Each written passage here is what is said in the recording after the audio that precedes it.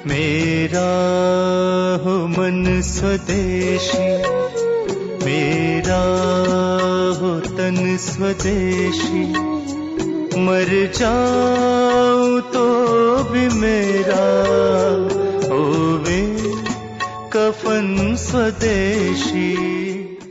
नमस्कार साथियों, सभी को राम राम। हम आज अपने गांव के युवा एकता संगठन के सदस्यों के पास आए हैं। आज हमें इनसे बहुत कुछ जानने को मिलेगा। सबसे पहले ये पूछेंगे कि आज ये इकट्ठा क्यों हुए हैं। वीडियो देखने वाले दर्शकों ने सारे भाइयों ने राम राम है। मैं एक आम दुकानदार हूँ। जी हम बात करेंगे जो कि मास्क का चलान है 500 तक बढ़ा कर 1000 का कर दिया। हमें खाना खा कर दोपहर के टाइम पे थोड़ी देर के लिए बैठे थे, पूरा दिन मास्क लगाया था, लेकिन खाना खाने की वजह से वो हटाया था। उसी में पुलिस आती है और हमारा चलान करके चली जाती है। हमने जिस चलान ना काटने के लिए उनसे रिक्वेस्ट भी करी, लेकिन वो नहीं माने, बोले कि जो प्रशासन की गाइडलाइन आ रही है उसके तहत हमने चलान करना पड़ेगा। लेकिन इस चलान को तो ले जी हमने अपना मन समझा लिया। लेकिन मेरा एक साथी था जो पीछे सोफा सेट पर लेट रहा था, आराम कर रहा था दोपहर के टाइम में, मुंह पर रुमाल भी था उसका, लेकिन उसका भी चलान उन्होंने कर दिया। उन्होंने कहा कि भाई मास्क का चलान कटता है, रुमाल तो नहीं काम चलेगा, यानी मास्क होना अनिवार्य है। इस तरह हमने ये लगा कि भाई जो ये मास्क है ये हमारे ऊपर ज़बरदस्ती थोपा जा रहा है, जिसका इसका कितने फ़ायदा नहीं होता। लेकिन जो ये शासन प्रशासन की जो लापरवाही है ये आम जनता को परेशान करने के लिए है। हमारे साथी जी ने जो बात बताई है, इनका मास्क के लिए चलान काटा गया था और उसकी बात से हम सहमत हैं। इन्होंने बताया कि हम पर ज़बरदस्ती थोपा जा रहा है। मेरा भी यही मानना है कि मास्क की जगह और अन्य कपड़ा भी हम यूज कर सकते हैं। जैसे कि लोकल इज वोकल का नारा प्रधानमंत्री ने दिया था, उसमें हम अपने सूती परने को या गमछे को यूज कर सकते हैं। और इसके साथ ही हम वैक्सीन के बारे में भी कुछ बताना चाहते हैं। वैक्सीन की जगह अगर कोई आयुर्वेदिक उपाय आ जाए तो वो बहुत ही अच्छा होगा। उससे नए लोगों के शरीर में कोई हानि होगी और आयुर्वेद अगर उसकी जगह आए तो उसके बहुत ही अच्छे परिणाम। वैक्सीन के बारे में हमारा एक तरफ यह मानना है कि ये जितना जल्दी आराम करती है उतने ही इसके दुष्परिणाम भी हमें देखने को मिलते हैं। जैसे कि हम खेलों में यूज करने वाले जैसे बच्चे हैं, वो टर्मिन का टीका डेका का यूज करते हैं, उनके शरीर पर बहुत ही हानिकारक प्रभाव इसका पड़ता है। तो हमारा ये मानना है कि कोई भी वैक्सीन है वो मानव शरीर पर बहुत ही गलत प्रभाव भी डालती है। जैसा कि हमारे साथी ने बताया कि लोकल इज वोकल का नारा हमारे प्रधानमंत्री मोदी जी ने भी दिया है।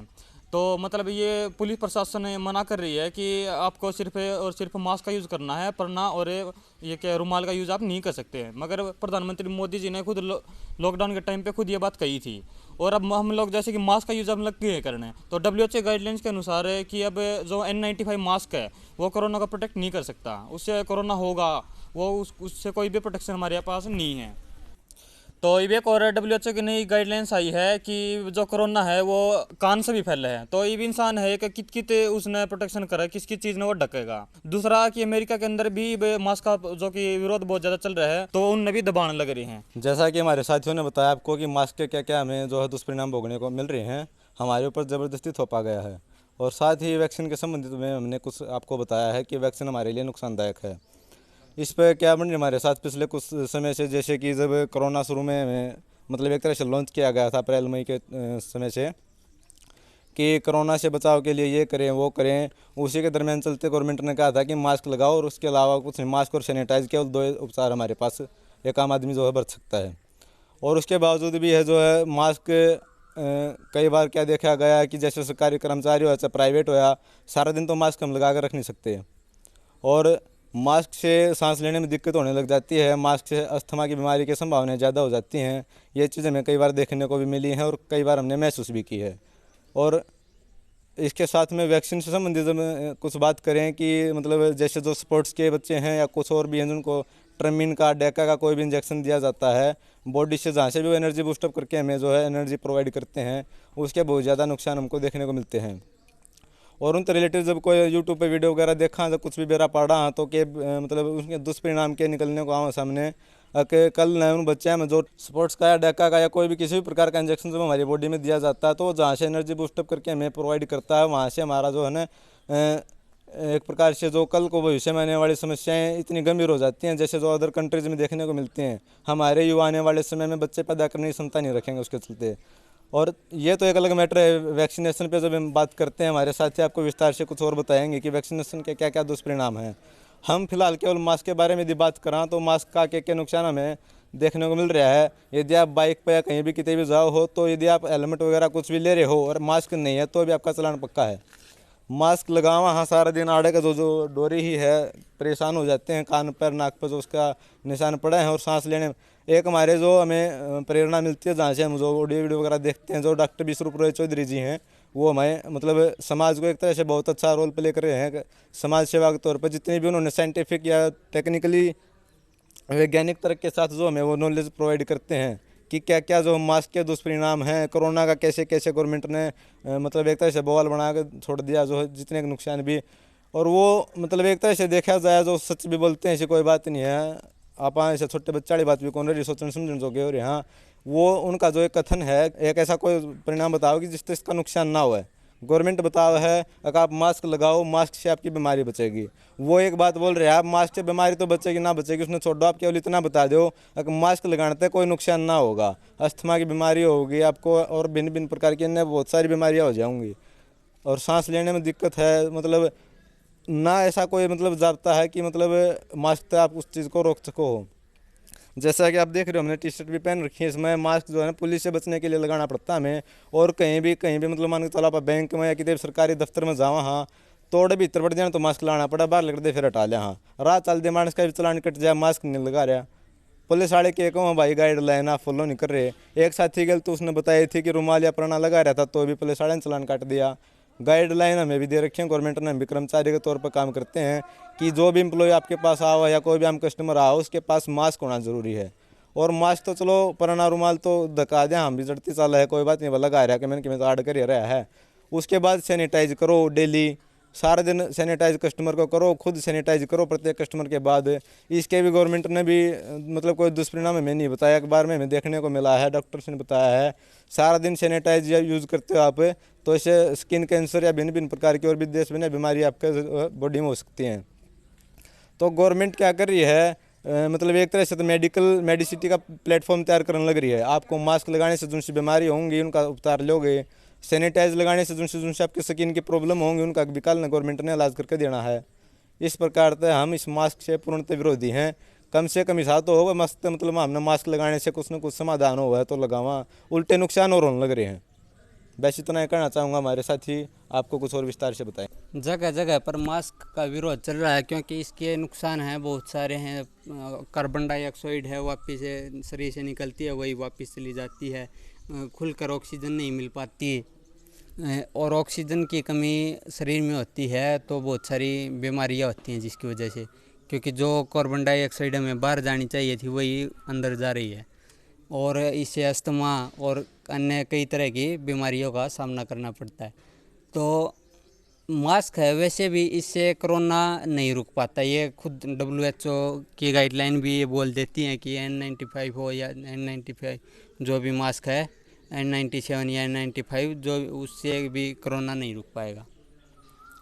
तो फिर ये मास्क ज़रूरी क्या है। और कई बार WHO की गाइडलाइन जैसा कि बताया गया था कि बदलती रहती हैं, कभी कहीं से कोरोना आ जाएगा, कभी कहीं से, कभी किसी प्रकार से, कभी किसी प्रकार से। और एक बात बोली जाती है कि जैसे कि छूने से ही होता है। जैसा कि आपको पता होगा कनिका कपूर सिंगर थी तो उन्होंने पार्टी अटेंड की और 45 जो लोग उनके संपर्क में आए थे उनमें किसी को कोरोना नहीं मिला था। तो ऐसा कहना भी गलत है कि ये छूते ही फैलेगा ये। और इसका जो है साइंस के अगर विश्वरूप राय चौधरी जी के अनुसार कहा जाए तो इसका जो है मोर्टिलिटी रेट है इसका 0.1% है, यानी कि 1000 व्यक्तियों को कोरोना होता है तो उसमें एक व्यक्ति के मरने के चांस रहते हैं और इतने एक व्यक्ति के मरने के चांस होते हैं। और अगर दूसरी देखा जाए तो फैलने की क्षमता इसकी जो बताई जाती है वो है 2.2। ट्यूबरकुलोसिस है, टीबी है, इसके मुकाबले 6-7 गुना ज़्यादा शक्तिशाली है फैलने के मामले में। और मोर्टिलिटी की अगर बात की जाए तो उससे 1 से 1.5 मिनट के अंदर एक व्यक्ति मर जाता है। प्रति वर्ष 4 से 5 लाख लोगों की ट्यूबरकुलोसिस से मौत होती है। तो वो खतरनाक नहीं है, कारण क्योंकि मीडिया है इसके द्वारा जो भी मीडिया है, भारतीय मीडिया, इसके द्वारा ये दिखाया गया है, दिखाया जा रहा है बार बार कि ये कोरोना ये है, इतना खतरनाक है, ये कर दिया जा रहा है, ये हो जाएगा, इससे ये हो जाएगा, इससे ये है, ये कर देगा, ये है, इसलिए इससे नुकसान बढ़ता जा रहा है। लोग टीबी से नहीं डरते, फिलहाल कोरोना से डर रहे हैं। उसका कारण क्या है? जैसा कि भारतीय मीडिया में बताया जा रहा है कोरोना, क्योंकि अगर यही आंकड़े जो क्रिकेट स्कोर की तरह आंकड़े दिए जा रहे हैं, अगर यही टीबी के अगर आंकड़े देने लग जाए भारतीय मीडिया, तो लोग कोरोना की बजाय टीबी से डरने लग जाएंगे। वैक्सीनेशन की अगर हम बात करें तो पोलियो की वैक्सीनेशन दी जाती है बच्चों को। तो डॉक्टर विश्वरूप राय चौधरी जी के अनुसार 50,000 जो नए केस आते हैं पोलियो वैक्सीन से, पोलियोग्रस्त मरीज बच्चे जो आते हैं मरीज़ के रूप में, तो उसका कारण पोलियो की वैक्सीन ही है। क्योंकि पोलियो की वैक्सीन जो है उसमें क्या होता है, जिंदा वायरस, पोलियो वायरस है जो जिंदा शरीर के अंदर डाला जाता है वैक्सीनेशन के ज़रिए। तो अब हम इनसे पूछेंगे कि इन्होंने ये सब करने के लिए क्या ज़रूरत पड़ी और इन्होंने ये प्रेरणा कहाँ से मिली, और साथ आपके इस प्रयास से किस बदलाव की उम्मीद रखते हैं। तो मतलब इस पर क्या ना कि हमें ज़रूरत तो क्या पड़ी, डेली रूटीन में देखते आ रहे हैं हम भी कि कोरोना का कहर है या लहर है, जैसे जो भी हम पे बताया गया, थोपा जा रहा है, मास्क लगाओ, नू करो, इससे बचाव होगा। बचाव की बजाय हमें इसके दुष्परिणाम ज़्यादा भुगतने पड़ रहे हैं।